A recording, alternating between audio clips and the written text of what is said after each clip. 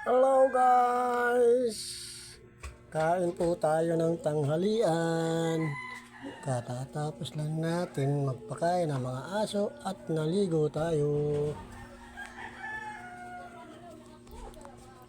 Ayan, at niready ko na yung bottle ng mineral. At mamaya bibili tayo ng tubig sa labas. I-ready ko na sa aking bicycle. At ito, magsusot muna tayo ng damit. At siyempre kakain tayo. Ang oras ay 1:05 na guys. Nag-almusal tayo kasi guys, alanganing oras. Kaya ngayon pa lang tayo manananghalian. Naligo na lang muna ako. Kasi guys, matindi ang init sa labas. Ayan o. Sikat ang araw. Kita nyo naman. Yan. Pasilip ko sa inyo ulit yung ating business na suka. Sukang nyug. At ito yung ating kinabit kahapon. Yung in-unboxing natin na in-order ng anak namin panganay. Dumating kahapon ng 3:59 ng hapon.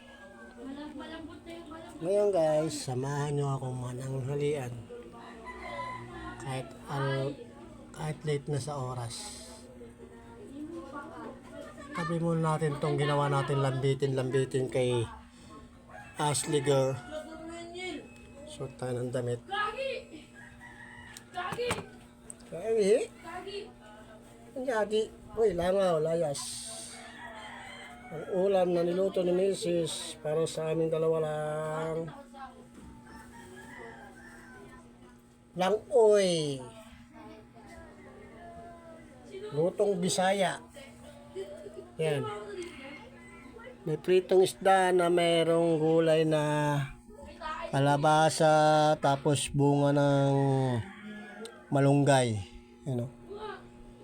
Tapos mayroong okra, ampalaya, tapos sinaluan niya ng malugbati. Yan, naririnig niyo yung mga naglalaro sa computer ng mga bata. Ingay sila, maingay. Maingay sila guys. Nasa computeran, tapat kasi namin ay computeran. Yan o. Computeran yan. Yan, tapat namin yan, computeran. May computeran.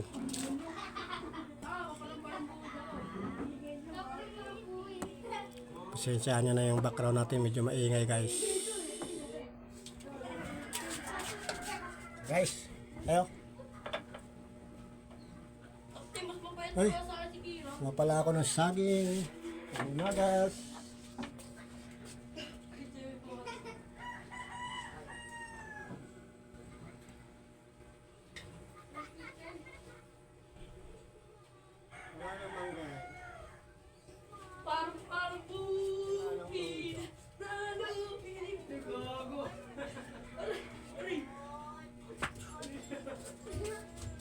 Kuha tayo ng panghimagas.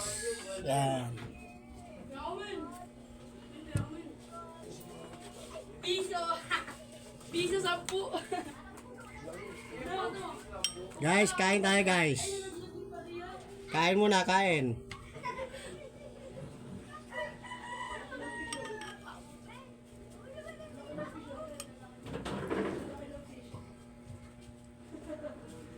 Ay, napatakan na tuloy yung sapin. Napatakan na tuloy.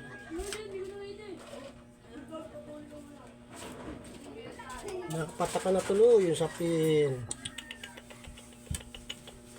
Langgamin to guys. Ito na tuloy yung sabo. Mga babae dyan, paano ba yung detalye sa TV?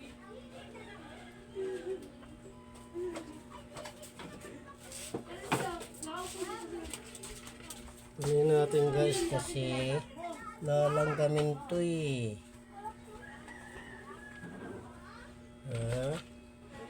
Pag pinabayaan natin, lalanggamin to eh.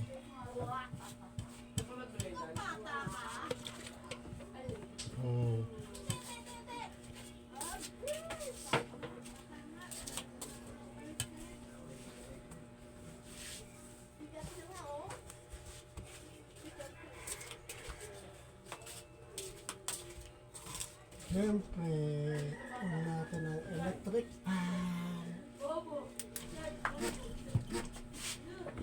Yo! Ayan na. Kaya lang sa gitna lang isa guys.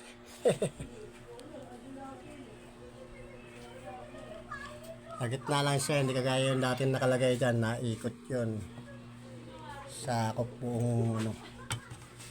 Okay, kain na tayo. At nakakaramdam na rin ako ng gutom. Sarap. Malasa talaga yung prito. Guys, unang subo siyempre. Kayo muna.